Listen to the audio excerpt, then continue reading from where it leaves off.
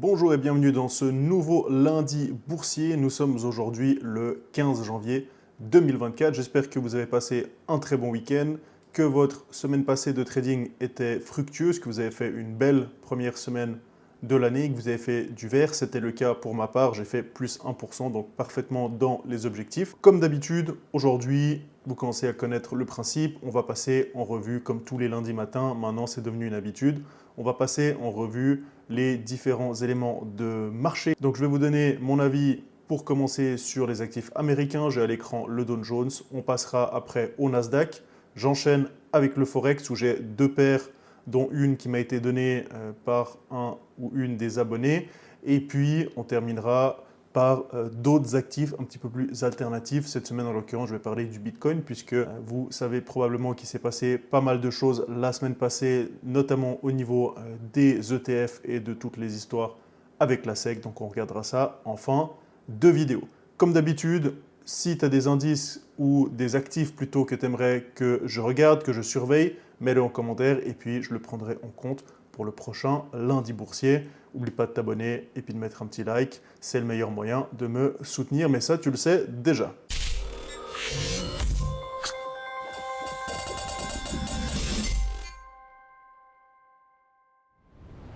Tu connais maintenant la chanson. On regarde d'abord le calendrier économique. Aujourd'hui, nous avons le Martin Luther King Jr. Day aux États-Unis, ce qui veut dire que ce sera fermé. Si on regarde le reste de la semaine, pas énormément de choses. Bon, on a des CPI en Europe, notamment avec la zone euro, l'Allemagne, on a aussi la Grande-Bretagne. Et puis après, on aura les Initial Job Claims qui vont être surveillés par la Fed. La semaine passée, les chiffres de l'emploi étaient quand même relativement bons. Et puis l'inflation est montée, ce qui a fait remonter le dollar américain. À voir si les jobless claims sont plus élevés qu'attendu, ce qui va freiner peut-être un petit peu ce renouveau de hausse dans l'inflation, ou bien si au contraire, ils vont aller dans ce même sens avec une diminution des demandes d'emploi. Dans ce cas-là, l'inflation, en tout cas la reprise de l'inflation, pourrait continuer à court terme. On commence nos analyses avec le Dow Jones en unité de temps journalière à l'écran. Qu'est-ce qu'on peut voir? Alors on a toujours cette divergence qu'on avait vue la semaine passée. Elle a de la peine à prendre, elle n'est pas non plus invalidée. Elle a le mérite de toujours être présente, à voir qu'est-ce qui va se passer. Est-ce que ça va casser par le haut et puis là on oubliera la divergence et puis on continue la hausse, ou bien est-ce que ça va craquer et là on a une vraie validation de la divergence. Ceci étant dit, si on regarde un petit peu ce qui s'est passé, le lundi, on était sur cette bougie, on voit que absolument rien n'a bougé. On le verra mieux en 4 heures, on est totalement bloqué dans ce range où on fait le ping-pong entre la zone basse et puis la zone hausse. Donc pas de direction claire. En trading court terme, on peut essayer de trader des petits niveaux. Maintenant, à plus moyen ou long terme, pas grand-chose à faire. On va descendre en unité de temps 1 heure pour essayer de définir un petit peu les zones intéressantes où intervenir et faire un plan. Comme je l'ai dit, en flux de fond sur les unités de temps plus hautes, on est haussier. On va garder ça en tête. Maintenant, 4 heures, pas vraiment de tendance. On le voit également avec les moyennes mobiles qui se croisent, décroisent. Je vois un niveau qui peut être potentiellement intéressant ici. On a plusieurs touches. On a un deuxième niveau intermédiaire ici. Mais bon, sachant qu'on a un point là, je ne sais pas si on peut tellement le prendre en considération. Si je devais faire quelque chose, tant que je suis au-dessus de cette zone, je chercherai des achats. Si on passe en dessous, pourquoi pas tenter un petit short jusque-là, et là, potentiellement, sur cette zone basse du range, il peut se passer quelque chose et on peut retenter un achat. Si on passe en dessous et puis qu'on valide avec un pullback et puis une cassure des plus bas, ça veut dire qu'on enclenche la divergence journalière et puis là, on pourra commencer à rechercher des shorts, en tout cas à court terme, pour aller chercher le niveau de la divergence. Si le cours continue de monter, on surveillera cette zone ici. Et puis si on casse, tout simplement, bête et méchant, on essaiera de continuer à payer. Encore une fois, je le rappelle, aujourd'hui, il n'y aura pas beaucoup de volume puisque c'est férié aux États-Unis. Quand les États-Unis sont fériés, il ne se passe pas grand-chose. C'est eux qui font les marchés. Je vais mettre mes petites flèches de couleur pour montrer mes zones d'intervention. Au niveau des achats, les 3 zones que j'ai mentionnées. Si on veut être plus agressif, on peut tenter un short par ici et puis Si on casse les plus bas, ce sera une validation de la divergence journalière. Voilà pour le Dow Jones.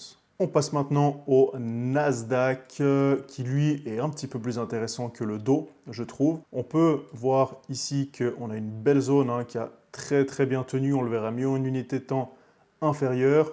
Clairement un rebond dans le sens de la tendance. On va tout de suite passer en 4 heures sans perdre plus de temps. On voit ici cette zone qui est ultra précise, magnifique ici où ça a tenu à quelques points près. Le flux est repassé haussier à court terme en unité de temps 4 heures. Et puis en 1 heure, ben là c'est relativement évident, on est au-dessus des 61,8. Donc ce qu'on va faire, c'est tout simplement suivre le flux, attendre une cassure des plus hauts en 1 heure ici pour aller chercher les derniers plus hauts sur les 17 155 points. Si le cours venait à baisser à court terme, tant qu'on est au-dessus des moyennes mobiles 50 et au-dessus de cette zone ici, 16 900, je dirais même les 61,8 de la dernière hausse, ou dernière baisse plutôt, je resterai quand même acheteur, donc ça resterait des zones pour moi d'achat. Si toutefois on venait à passer là en dessous, là, à voir ce qui se passe. On a potentiellement quelque chose qui pourrait se passer par ici. Maintenant, tout ça, c'est de la musique d'avenir. Ce ne sera pas avant, je pense, mardi, voire mercredi. Donc, beaucoup plus clair sur le Nasdaq. Des achats dans le sens du flux. Tant qu'on est au-dessus des 16 800, je ne veux pas acheter, je ne veux pas shorter, plutôt, le Nasdaq. Passons au Forex avec la première paire de devises qui m'intéresse, qui est l'euro-yen. En journalier, on voit quand même une tendance de fond assez claire avec une baisse ici qui est notamment due à ce qui s'était passé sur le yen qui avait repris un peu du poil de la bête et puis ça a l'air de reprendre la tendance de fond. En unité de temps 4 heures, qu'est-ce qu'on a? Alors on a deux choses. On a premièrement, pour ceux qui aiment les vagues de Wolf, une vague de Wolf. Maintenant on est en train de refaire un test. Si on venait à repasser par ici, on peut potentiellement aller chercher le niveau à moyen terme. On est quand même en baisse dans une phase de rebond. Maintenant, moi, ce qui m'intéresse, c'est plus de suivre le flux. On voit qu'en 4 heures, à court terme, on est repassé haussier et c'est en 1 heure que ça va m'intéresser. Si on fait, je l'ai déjà mis en évidence, 1,68 tout 100%, si on casse cette zone, je pourrais payer sans trop d'hésitation pour aller chercher ce niveau-là, en tout cas aux alentours des 160 voire 160, 160. Et puis, on m'a demandé d'analyser la paire AUD-USD. J'ai déjà fait quelques tracés. Si on regarde à long terme, on est clairement en baisse, avec un dollar qui est plus fort que un dollar américain plus fort que le dollar australien. Maintenant, à court terme, on est en train de remonter. On voit ici qu'on est en train de pullbacker cette résistance qui a été cassée en journalier, à voir si on arrive à continuer la hausse ou bien si ça repasse en dessous et que ça ne tient pas. Si on passe en unité de temps 4 heures, on voit cette zone ici qui est assez intéressante, un dernier plus haut qui est beaucoup travaillé. On essaye de passer en dessous, mais pour l'instant, ça tient. C'est également, à vue d'œil, je dirais, le 61,8 du dernier mouvement. On n'en est pas loin, même on a été le toucher. À voir ce qui se passe sur cette zone-là. Tant qu'on est au-dessus du 61,8, continuez d'acheter. Au niveau du contexte, du sentiment de marché, on est dans un sentiment de marché plutôt neutre. Je le rappelle, si on est en risk on, on a des paires de devises comme l'AUD typiquement qui vont être recherchées, donc ça va avoir tendance à monter. Si on est en risk off, les intervenants vont plutôt chercher des devises telles que le franc suisse, potentiellement le dollar ou même du gold. Là, on est relativement neutre. Ça peut aussi expliquer ce qui se passe ici. Attention aux chiffres des emplois, des demandes d'emploi en milieu de semaine qui pourraient impacter le dollar américain. Si on a plus de demandes d'emploi, on devrait voir un dollar américain qui potentiellement pourrait rebaisser un petit peu, ce qui montrerait que le marché du travail ralentit légèrement. Par contre, si on a moins de demandes d'emploi, là, le dollar américain continuera de remonter dans la tendance de ce qui s'est passé la semaine passée, où l'inflation est remontée, où l'emploi était bon, ça repousserait l'inflation à la hausse. Maintenant, voilà, à court terme, je dirais tant qu'on est au-dessus des 61,8, ici, je chercherai des achats. Maintenant, si on casse, soit selon les chiffres, on peut dire ok, je tente un short pour revenir là. S'il s'agissait de moi, encore une fois, c'est que mon avis, ce n'est pas forcément un conseil en investissement, mais voilà, j'attendrai de voir ce qui se passe. Tant qu'on est au-dessus de cette zone en orange, au-dessus des 0,65, j'aurais tendance à plutôt chercher des achats sur zone. Maintenant, encore une fois, comme je le dis, les plus agressifs pourront tenter un short si on venait à repasser là-dessous. Mon plan favori, c'est qu'on reparte dans le sens de la tendance. Si cette zone la tient et puis qu'on repart à la hausse, et bien tout simplement, je tracerai un Fibonacci dans l'autre sens et puis j'attendrai gentiment et tranquillement la cassure pour aller chercher le 61,8, tout 100%, un petit peu dans le même style que ce qu'on a vu avant sur la paire euro-yen. Et on termine par notre ami le Bitcoin, ici en hebdomadaire, qui nous a fait une sale bougie rouge la semaine passée en butant sur la zone des 48 000, presque 50 000, qui sont aussi les 61,8 du dernier mouvement. T'es pas sans ignorer ce qui s'est passé, donc il y a enfin ces ETF qui se sont ou qui ont été validés par la SEC. Ça a été toute une saga. Ça a été autant presque un non-lieu au moment de la validation, puisque pas grand-chose s'est passé, il y a même eu un petit sell-off. Autant j'ai trouvé presque plus intéressant toute l'histoire avec la SEC qui s'est fait hacker, en tout cas ce qu'ils disent, leur compte Twitter. Ils ont dit que le Bitcoin ou les ETF étaient validés le jour d'avant, je crois que c'était le 9 janvier, qui au final a été démenti.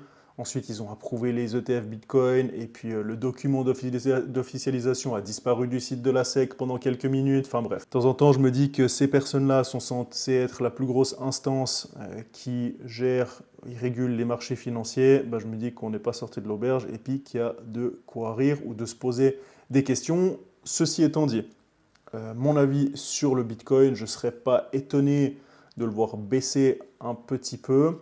D'ailleurs, tu le vois, j'ai mis une alarme ici aux alentours des 36 700 qui sera pour moi une zone où j'accumulerai du Bitcoin. Si je devais faire un scénario, je vois quelque chose comme ça, un petit sell aux alentours même jusqu'aux 35 000 pour ensuite potentiellement monter. Encore une fois, c'est mon avis, je peux totalement me tromper, ça peut exploser et dans 2 semaines, on est aux 70 000 comme on peut être aux 30 000. Tout est possible au niveau de la bourse, des investissements et surtout des crypto-monnaies où vraiment ça a pas mal de volatilité. Maintenant voilà, mon scénario à court terme, c'est une petite baisse sur cette zone-là où j'achèterai du Bitcoin. Alors je ne vais pas acheter des ETF, il n'y a pas trop d'intérêt pour moi. J'achète toujours, en guillemets, du vrai Bitcoin que je place sur mon Ledger. Et puis je fais tout simplement ce qu'on appelle du DCA. Donc chaque fois qu'il y a une petite baisse qui me paraît intéressante ou suffisante, eh ben, j'achète du Bitcoin et puis je vois long terme. Donc voilà un petit peu pour le Bitcoin et puis ce que j'en pense. C'est la fin de ce lundi boursier. Si tu l'as trouvé utile, si tu as appris quelque chose, abonne-toi à la chaîne. C'est le meilleur moyen de me soutenir. Mets un petit like. Active la cloche pour ne pas rater le prochain lundi boursier. Et puis cette semaine, je vais sortir une vidéo également sur le Forex. Je pense que ce sera mercredi ou jeudi. Une vidéo à ne pas rater.